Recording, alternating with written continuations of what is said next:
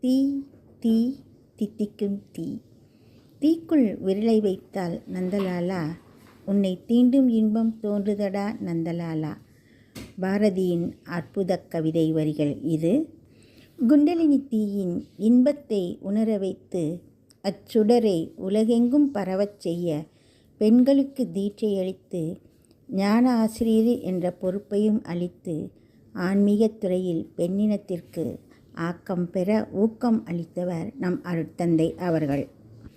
தீ தீ தித்திக்கும் தீ, இது குண்டலினி தீதானே அன்பர்களே.